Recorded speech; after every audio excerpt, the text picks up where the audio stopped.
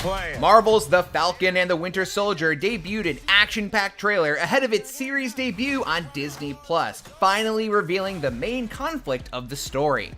Villain Baron Zemo is back and more comic book accurate than ever, so we're going to break down his master plan and the new baddies helping him execute it. Plus, what would a trailer analysis video for a Phase 4 MCU property be without making a big deal about a possible X-Men Easter egg?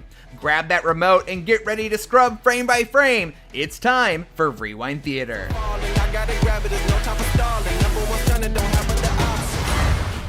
Where do we start? Sam and Bucky will be battling a familiar face in this new series, with Daniel Bruhl reprising his role as Helmut Zemo from Captain America: Civil War. But it's been a minute since we've seen him on screen, so to recap, Zemo was the leader of a Sokovian commando squad until his country was annihilated in Avengers: Age of Ultron. Zemo lost his wife and children in the disaster, sparking an intense hatred of the Avengers. To get his revenge, Zemo hatched a plan so complicated that, to this day, I cannot explain it, that nevertheless succeeded in fracturing the Avengers and shook the public's confidence in costumed heroes, leading to the Sokovia Accords. His plan complete, Zemo tried to end it all, but Black Panther stopped him so he could pay for his crimes. When we last saw Zemo at the end of Civil War, he was imprisoned by the UN, yet smugly pleased with his victory. Now, it seems Zemo has escaped, he took some time to knit his signature purple mask from the comics, and he's using his new lease on life to pursue an even more nefarious goal. Superheroes cannot be allowed to exist. I have no intention to leave my work unfinished. Sounds like breaking the Avengers in two wasn't enough for him. Now he wants to put an end to superheroes altogether. But to do that, what deep, dark secret could he possibly unearth this time? We've got a theory. In the 2003 comic book, Truth, Red, White, and Black, the unsettling truth comes out that the US military tried to recreate the super soldier serum by testing it on a group of African American soldiers. A casting rumor has been going around that Supergirl actor Carl Lumbly will be playing Isaiah Bradley, one of the only survivors of the top secret program. Exposing that horrid secret and hoping it will cause our heroes to lose faith in the mantle of Captain America is totally something Zemo would do.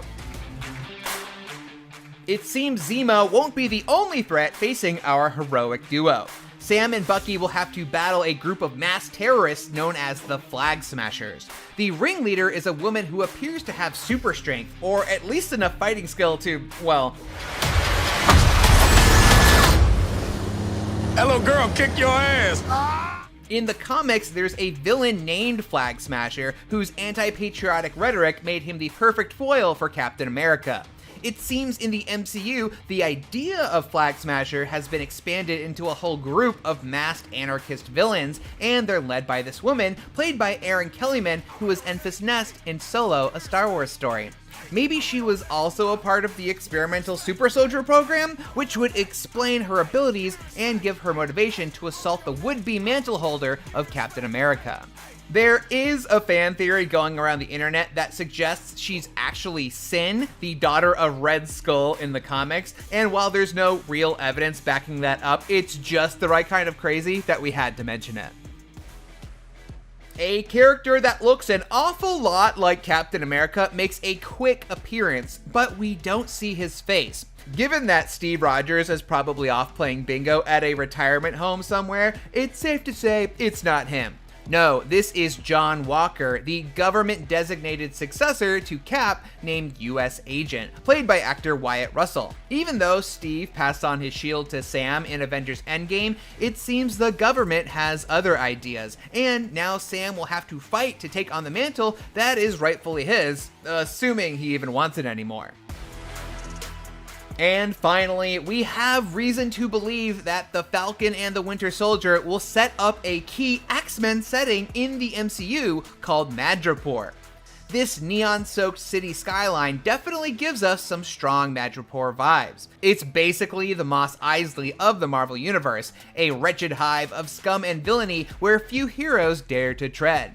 It also happens to be the frequent stomping ground of Wolverine. That in itself raises some interesting questions. Could Wolverine make his MCU debut in The Falcon and the Winter Soldier? We know Marvel Studios is still years away from releasing an X-Men movie, but that doesn't mean we might not see various X-Men elements show up ahead of a proper film, as is common with the MCU. WandaVision. Excuse me. But what does Wolverine even have to do with the legacy of Captain America that this show is exploring? Quite a bit, actually. Not only do Wolverine and Cap have a long history in the comics, their origins can be traced back to the same place. In the comics, Wolverine is given the codename Weapon X, and it was later revealed that the X stands for 10, and he was the 10th super soldier in the Weapons Plus program. And guess who was number 1? Captain freaking America. Who knows if that'll come into play or not, but at the very least, Sam and Bucky could bump into Logan at a bar, although we all know how that would turn out. Excuse me, I'm Eric Lensher. Sounds Xavier. Go f yourself. That's everything we found in the new trailer for The Falcon and the Winter Soldier. Let us know what you spotted in the comments. And for more from IGN, be sure to follow and subscribe wherever you like to watch.